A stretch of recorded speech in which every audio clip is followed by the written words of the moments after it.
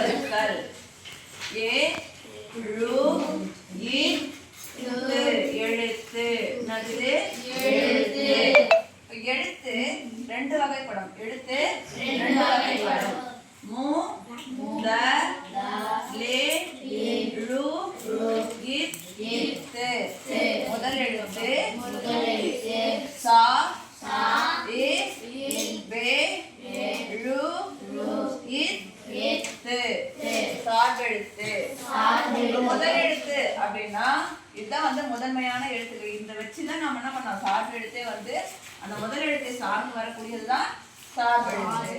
இப்ப எதெல்லாம் வந்து முதல் எழுத்து அப்படின்னு பார்த்தோம்னாக்கா உ இ ஏ உயிர், ஏ ழு இத்து உயிர் எழுத்து. ஓகேவா? அடுத்தது பார்த்தோம்னா மே இ மெய், ஏ ழு இத்து மெய் எழுத்து. உயிர் எழுத்துக்கள் மொத்தம் எத்தனை? 12. கரெக்டா தெரியுமா? மெய் எழுத்துக்கள் மொத்தம் எத்தனை? கரெக்டா தெரியுமா? Very good. சரி, இப்ப இந்த உயிர் எழுத்துக்கள் என்னன்னு கொஞ்சம் பார்த்துக்கலாமா? ஆ இ உ ஏ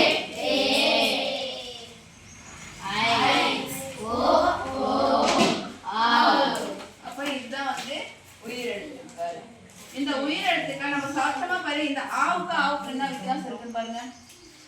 இந்த ஆல வந்து இது சுழிச்சிருக்காங்க மேடம், வடிவத்துல சுழிச்சிருக்காங்க. சத்தமா சொல்றப்போ ஒலி இல்ல, நம்ம பேசுறப்போ அது வெரி குட்.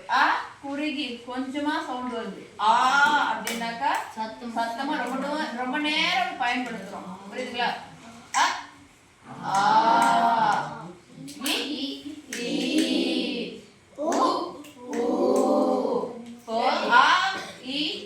இந்த மாதிரி எழுத்துக்களை உச்சரிக்கிறப்ப நம்ம எத்தனை முறை? நான் ஒரு முறை போட்டேன். ஆனா இதையெல்லாம் உச்சரிக்கிறப்ப நான் என்ன பண்ணேன்? 2 முறை போட்டேன்.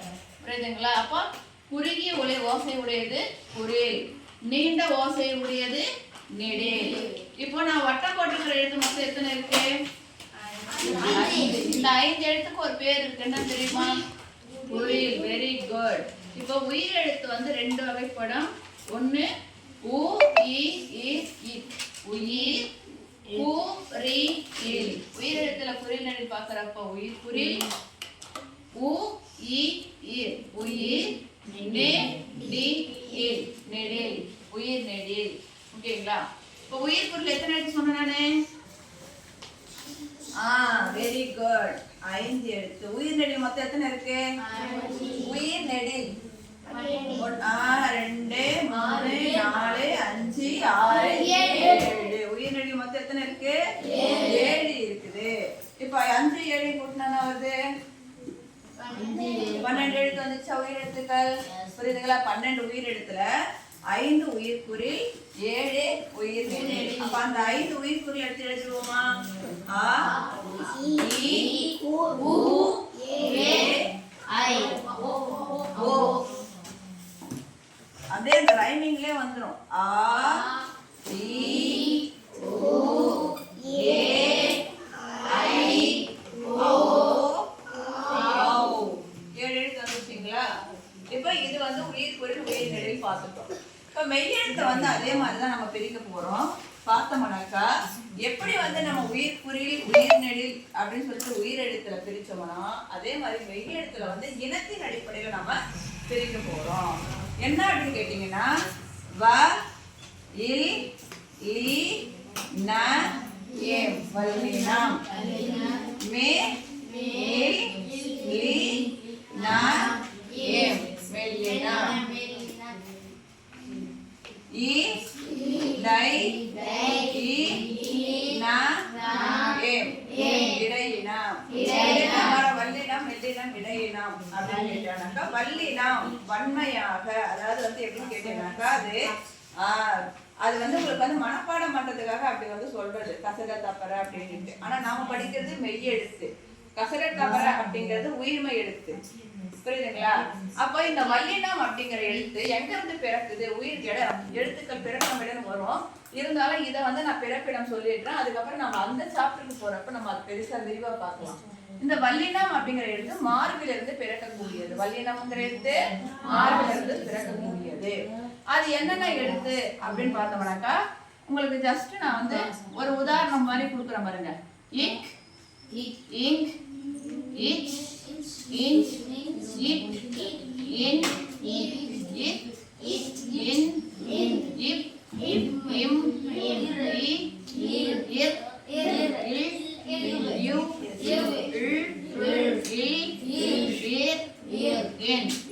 இப்போ இந்த மொத்தம் எத்தனை எழுத்து இருக்கு? 18. இப்போ இக், இச், இட், இத், இப், இர். இப்போ இந்த 6 எழுத்து ரவுண்ட் போட்டு எழுத்து சொல்லி இக், இச், இங்க வச்சுட்டு கையை இங்க வச்சுட்டு சொல்லி பாருங்க. இக், இச், இட், இட்,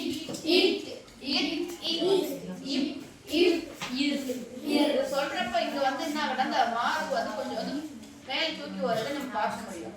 இப்ப நான் சொல்றேன் பாருங்க.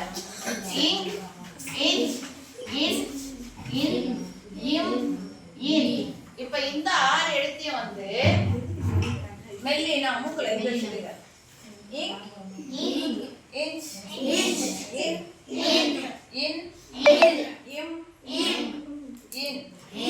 இப்போ இது வந்து மெல்லின எழுத்துக்கள் மூக்கில் இருந்து பிறக்குது. மெல்லின எழுத்து எங்க இருந்து பிறக்குது? மூக்குல இருந்து. இப்போ இந்த மூக்குக்கும் மார்புக்கும் இடையில கழுத்து. ஓகேவா? அப்ப கழுத்துல பிறக்கக்கூடிய எழுத்துதான் இந்த இடையின எழுத்தான ஈ, இரு, இல்லு, இவ்வு, இழு, இல்லு. இந்த 6 எழுத்து. புரியுதுங்களா?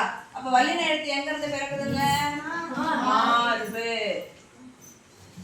மெல்லின எழுத்து எங்க இருந்து பிறக்குதுங்க? இடையின எழுத்து எங்க இருந்து பிறக்குது? தொண்டை அல்லது கழுத்து. தொண்டை அல்லது கழுத்து.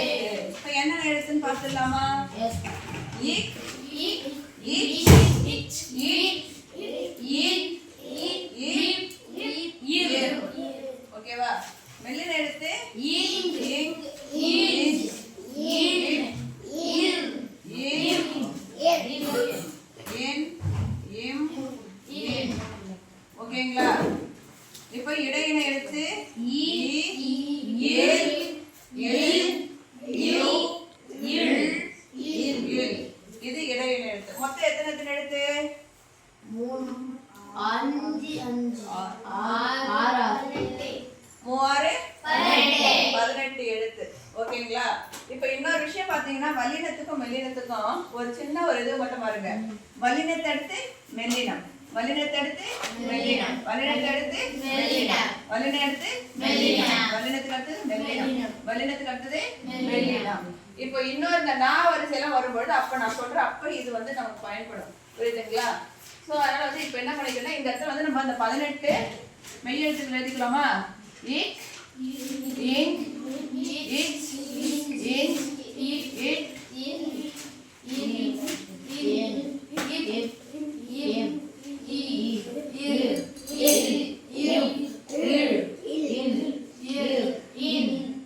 ஓகேங்களா?